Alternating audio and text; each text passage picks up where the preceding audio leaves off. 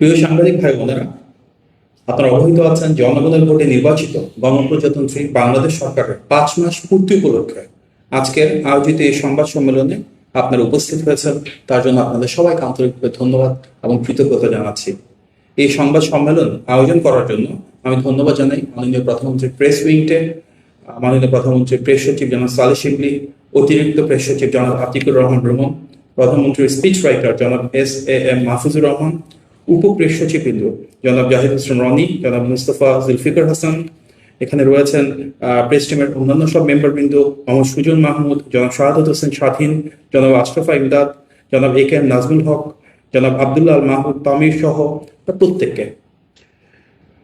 প্রিয় সাংবাদিক ভাই বোনেরা, আজ 18ই জুলাই, ঠিক 2 বছর আগে আজকের এই সময় আমাদের প্রিয় মাতৃভূমি এক রক্তাক্ত অধ্যায়ের সাক্ষী হয়েছিল।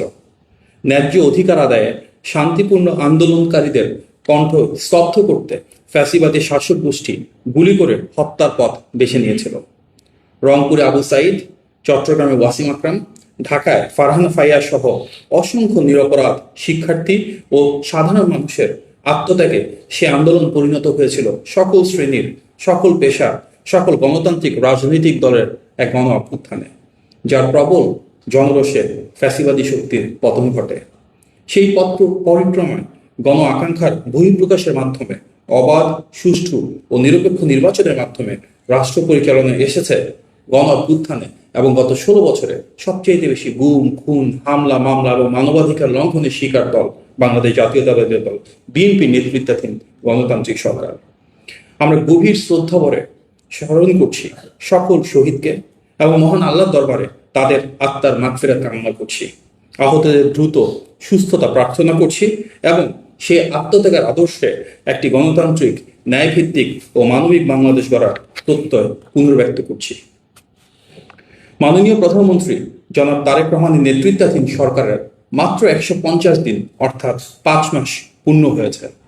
সময়ের পরিমাপে এটি হয়তো খুব দীর্ঘ কোনো সময় নয়, কিন্তু একটি গণতান্ত্রিক সরকারের জন্য প্রতিটি দিনই জনগণের প্রতি দেওয়া অঙ্গীকারের বাস্তবায়নের দিন।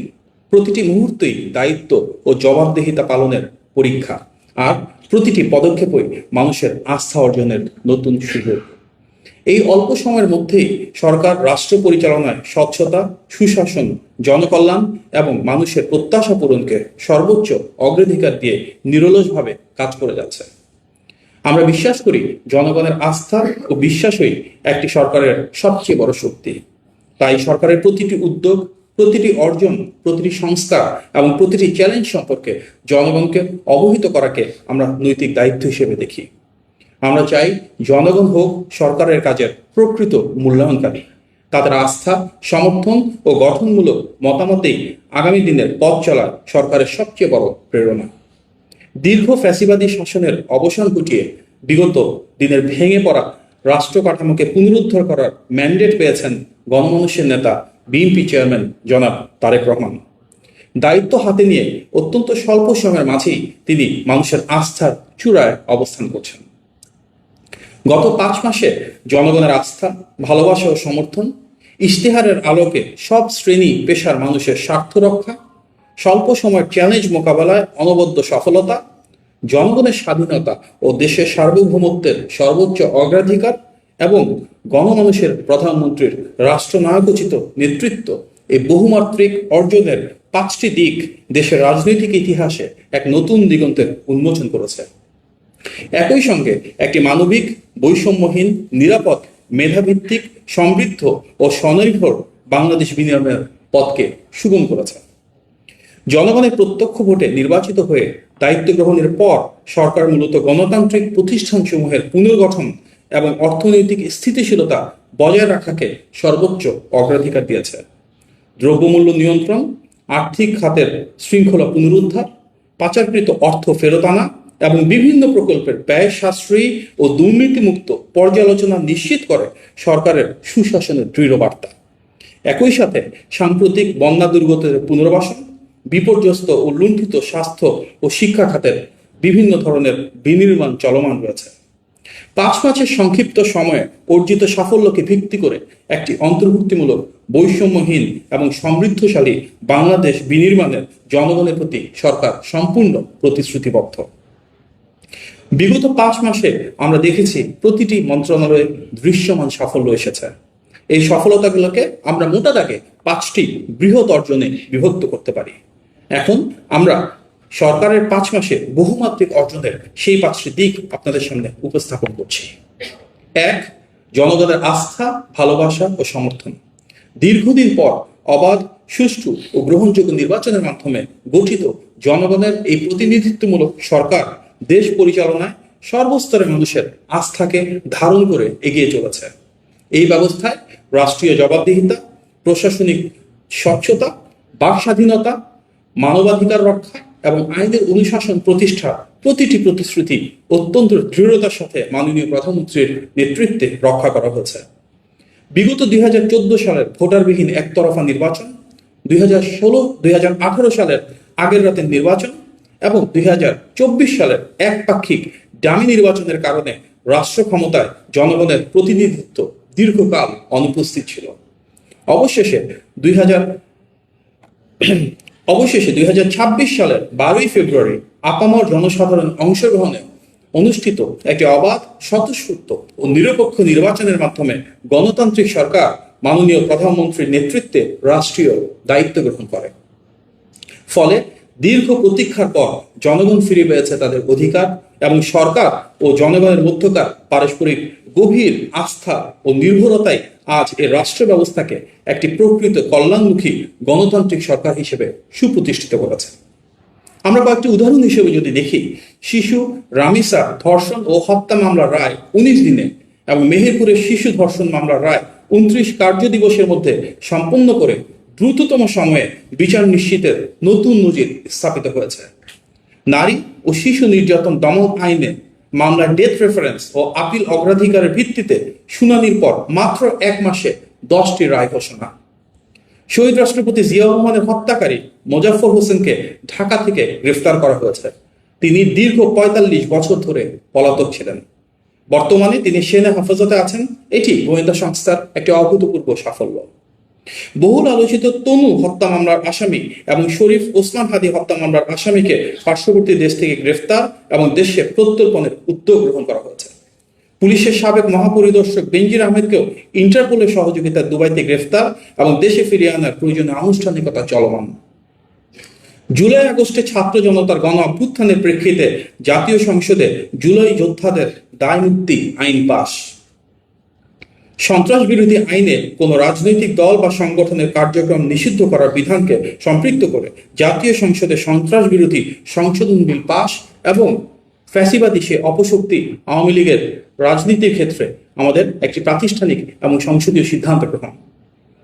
আদালতে দণ্ডপ্রাপ্ত আওয়ামী লীগ নেত্রী শেখ হাসিনাকে ফিরিয়ে আনার লক্ষ্যে ভারত সরকার কাছে প্রত্যর্পণের যে বিষয় সেটি প্রক্রিয়াধীন।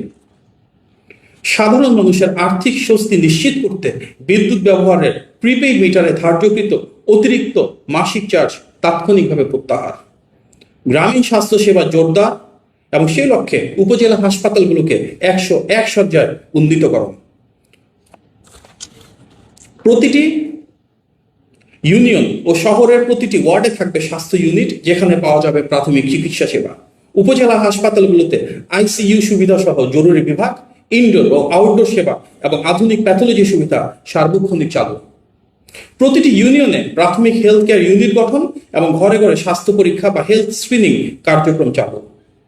সংসদীয় কার্যক্রমের প্রথম 25 কার্য দিবসের মধ্যে অভূতপূর্ব দ্রুততার সাথে জনস্বার্থ ও রাষ্ট্রীয় সংস্কার সংশ্লিষ্ট 94টি বিল পাস, অর্থাৎ অন্তর্বর্তী সরকারের গৃহীত অধ্যাদেশগুলোকে আইনে রূপান্তর। যৌথ $58 বিলিয়ন রূপান্তর। বৈদেশিক রেমিটেন্সের পরিমাণ বাড়ছে, যা বাংলাদেশের ইতিহাসের সর্বোচ্চ। প্রবাসীদের গভীর আস্থার প্রতিফলন হিসেবে গত মার্চ মাসে রেকর্ড পরিমাণ $3.75 বিলিয়ন রেমিটেন্স এসেছে। আপনারা জানেন, বিদেশে শ্রমশক্তি রপ্তানি শুরু হয় শহীদ অধিকার আদায়ের সরকার। নারীর ক্ষমতায়নের জন্য ফ্যামিলি কার্ড, কৃষকের জন্য কৃষক কার্ড, ক্রীড়াবিদদের জন্য ক্রীড়া কার্ড বিতরণ শুরু হয়েছে। প্রবাসীদের জন্য প্রবাসী কার্ড চালু হচ্ছে। প্রাথমিকভাবে ভিন্ন ভিন্ন কার্ড প্রদান করা হলেও সামনের দিনগুলোতে সমন্বিতভাবে একটি ইউনিভার্সাল কার্ড প্রদানের উদ্যোগ থাকবে। সরকার গঠনের এক সপ্তাহের মধ্যেই 12 লাখ ক্ষুদ্র কৃষকের 10,000 টাকা পর্যন্ত কৃষি ঋণ সুদসহ মওকুফ করার সিদ্ধান্ত বাস্তবায়ন করা হয়েছে। নারী ও তরুণদের অগ্রাধিকার দিয়ে সহজ শর্তে তাদের জন্য ঋণ ব্যবস্থার উদ্যোগ নেওয়া হয়েছে। আইটি খাতকে চাঙ্গা করতে এবং ফ্রিল্যান্সারদের সামাজিক স্বীকৃতি দিতে 2 লাখ পেশাদার ফ্রিল্যান্সারকে রাষ্ট্রীয় আইডি কার্ড প্রদানের প্রলোভন রয়েছে। নিম্ন আয় ও সাধারণ মানুষের খাদ্য নিরাপত্তায় 55 লাখ পরিবারকে মাত্র 15 টাকা কেজি দরে চাল সরবরাহ নিশ্চিত করা হচ্ছে। সামাজিক মর্যাদা ও আর্থিক নিরাপত্তা নিশ্চিতের লক্ষ্যে ইমাম, মুয়াজ্জিন এবং বিভিন্ন ধর্মের উপাসকদের জন্য মাসিক বিশেষ ভাতার ব্যবস্থা চালু রয়েছে। সুবিধা বঞ্চিত শিক্ষার্থীদের কথা চিন্তা করে বিনামূল্যে স্কুল ড্রেস এবং পরিবেশ বান্ধব পাটের তৈরি স্কুল ব্যাগ প্রাথমিক পর্যায়ে ক্লাস 1 থেকে পর্যায়ক্রমে 5 পর্যন্ত দেওয়ার সিদ্ধান্ত ঘোষিত হয়েছে। শিশুদের মানসিক বিকাশ, সুস্থ বিনোদন ও খেলাধুলার সুযোগ তৈরি করতে নতুন করে স্পোর্টস প্রতিযোগিতা শুরু হয়েছে।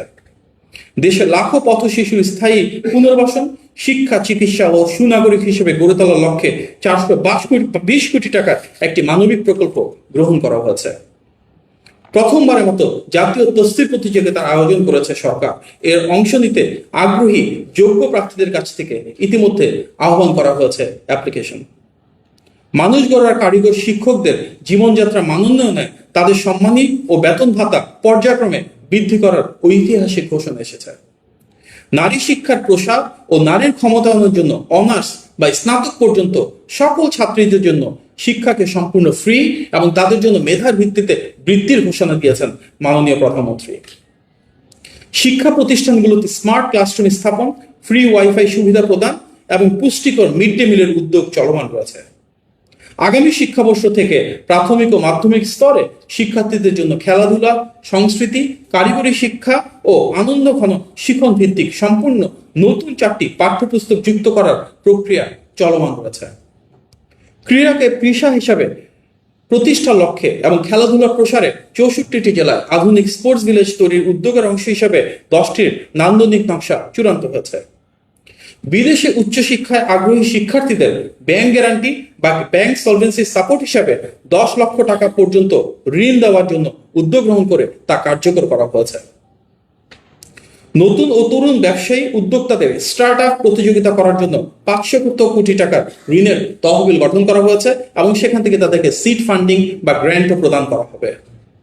প্রবীণ ও প্রতিবন্ধীদের মেট্রো রেল ভাড়ায় 25% ছাড়, 550টি প্রতিষ্ঠানে ক্রীড়া সামগ্রী এবং 12 থেকে 14 বছর বয়সীদের জন্য 8টি খেলা এবং পৃথকভাবে স্পোর্টস ডিপ্লোমেসি সেল তৈরি করা হচ্ছে। ধর্মপ্রাণ মুসলমানদের হজ সহজতর করবার জন্য বিমান ভাড়া হ্রাস করা হয়েছে।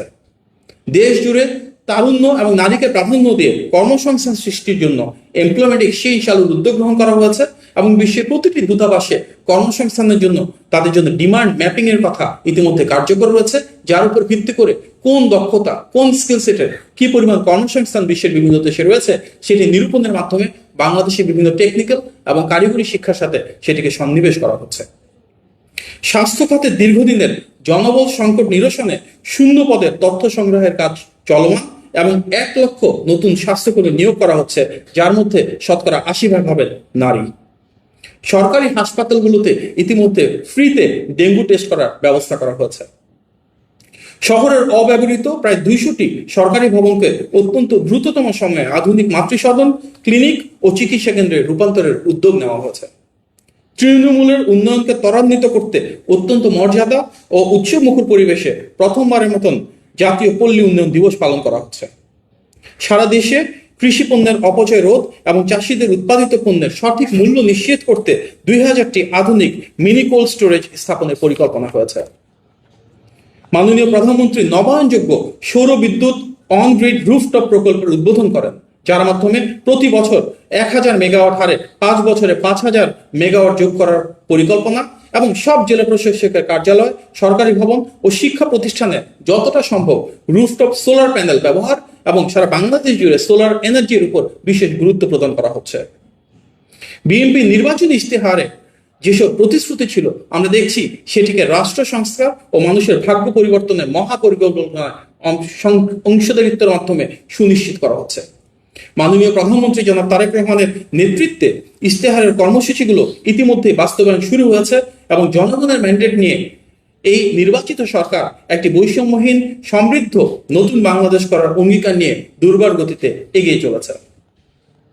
সরকার আরো একটি বড় অর্জন যেটি আমরা তৃতীয়ত দেখতে পারি, স্বল্প সময়ের চ্যালেঞ্জ মোকাবেলার সফলতা।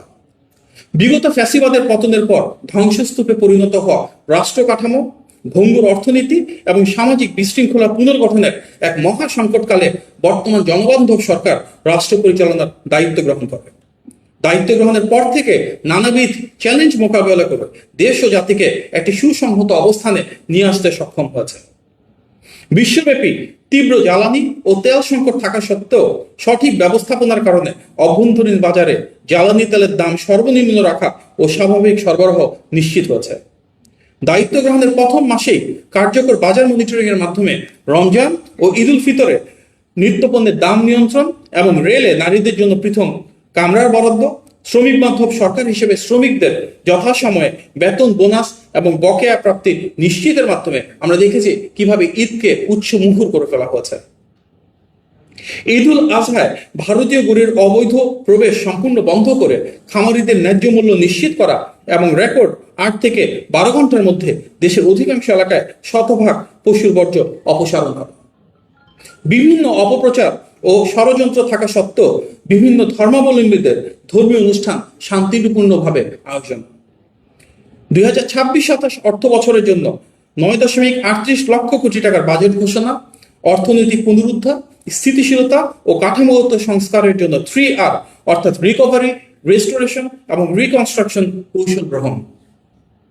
মাত্র 3 মাস 13 দিনের মাথায় জনবান্ধব বাজেট ঘটনা, অধিকাংশ নিত্য প্রয়োজনীয় ট্যাক্স কমানো, বিনিয়োগ ও বাণিজ্য বান্ধব বাজেট প্রণয়ন, শিক্ষা, স্বাস্থ্য ও সামাজিক সুরক্ষায় বাজেটের বৃহত্তম অংশের বরাদ্দ এবং এবারই প্রথম আমরা দেখেছি বাজেটের পর বিশেষভাবে কোনো পণ্যের দ্রব্যমূল্য বাড়েনি এবং জীবনমুখী ও বাস্তবমুখী বাজেটের ফলে নিত্যপণ্যের দাম স্থিতিশীল থেকেছে, যা ইতিপূর্বে সিন্ডিকেট বা কৃত্রিমভাবে পণ্যের মূল্য বৃদ্ধি করার একটা সংস্কৃতি ছিল। ব্যাংকগুলোর মূলধন ঘাটতি পূরণ ও আর্থিক খাত চাঙ্গা করতে ব্যাংক পুনঃ মূলধনীকরণ বাবদ 40,000 কোটি টাকার বিশেষ তহবিল গঠন করা হয়েছে। বন্ধ কলকারখানা চালুর জন্য বিশেষায়িত বিভিন্ন প্রকল্প গ্রহণ করা হচ্ছে এবং সেই জন্য ঋণ সুবিধা দেওয়া হচ্ছে, যার লক্ষ্য সত্যিকার যারা ব্যবসায়ী রয়েছেন তারা যেন বন্ধ কলকারখানা আবার নতুন করে উন্মুক্ত করে তার মাধ্যমে দেশব্যাপী কর্মসংস্থান সৃষ্টি করতে পারেন। ডিজিটাল যুগের অনলাইন জুয়া, স্পোর্টস বেটিং ও ক্রিপ্টোকারেন্সি ভিত্তিক জুয়ার মরণনেশা রুখতে 159 বছরের পুরানো আইন বাতিল করে জাতীয় সংসদে সর্বসম্মতিক্রমে জুয়া প্রতিরোধ আইন পাশ করা হয়েছে। সুশাসন ও পাচার বিরোধী অভিযানের অংশ হিসেবে শেখ হাসিনা ও তার পরিবার এবং 10 শিল্প গোষ্ঠীর দেশে বিদেশে 76,000 কোটি টাকার জব্দ এবং পাচারকৃত অর্থ ফেরাতে 10টি দেশের সাথে চুক্তি সম্পন্ন ও চূড়ান্তকরণ। প্রায় 100% শিশুকে দেশব্যাপী সফলভাবে হামের টিকা প্রদান এবং কর্মজীবী নারীদের সুবিধার্থে মাতৃত্বকালীন ছুটির মেয়াদ বৃদ্ধি। হযরত শাহজালাল আন্তর্জাতিক বিমানবন্দরের অত্যাধুনিক 3rd টার্মিনাল দ্রুত সময়ের মধ্যে উদ্বোধনের লক্ষ্য নিয়ে দ্রুততম সময়ে কাজ সম্পন্ন চলমান। সরকারের সুদক্ষ অর্থনৈতিক ব্যবস্থাপনায় BPM-6 অনুযায়ী দেশের রিজার্ভ $1.88 বিলিয়ন বৃদ্ধি পেয়ে $31.98 বিলিয়ন উন্নীত।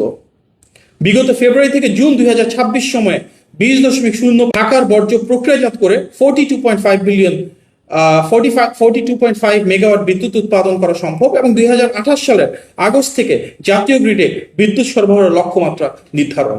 আমরা দেশব্যাপী ওয়েস্ট টু এনার্জি প্রোডাক্ট কিভাবে বাড়ানো যায় এবং কিভাবে এনার্জি আরো বেশি রিনিউয়েবল এবং রিসাইক্লেবল সোর্স থেকে করা যায় সেগুলো নিয়ে মাননীয় প্রধানমন্ত্রীর নির্দেশনায় কাজ করছি।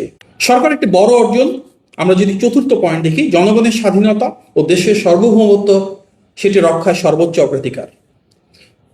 বিগত ফ্যাসিবাদী শাসন আমলে নতজন পররাষ্ট্রনীতি ও অভ্যন্তরীণ দমন পীড়নের অধ্যায় পেরিয়ে জনগণের প্রত্যক্ষ ভোটে নির্বাচিত বর্তমান সরকার দায়িত্ব গ্রহণের পর থেকেই সবার আগে বাংলাদেশ নীতিকে ধারণ করে দেশের রাজনৈতিক স্বাধীনতা পুনরুদ্ধার, জাতীয় সার্বভৌমত্ব সুসংহতকরণ এবং অর্থনৈতিক কৌশলগত কূটনীতিকে নতুন উচ্চতায় নিয়ে যেতে কাজ করছে।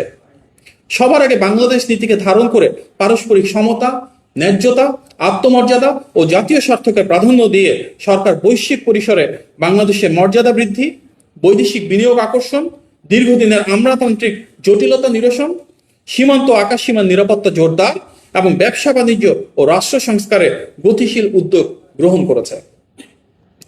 বিদেশি বিনিয়োগকারীরা কূটনৈতিক আলোচনার মাধ্যমে ভারতের বন্ধ থাকা ভিসা সেবা বাংলাদেশি নাগরিকদের জন্য আবার চালু হয়েছে। মালয়েশিয়া বাংলাদেশের জন্য শ্রম বাজার উন্মুক্ত করার কার্যকর উদ্যোগ যেমন গৃহীত হয়েছে,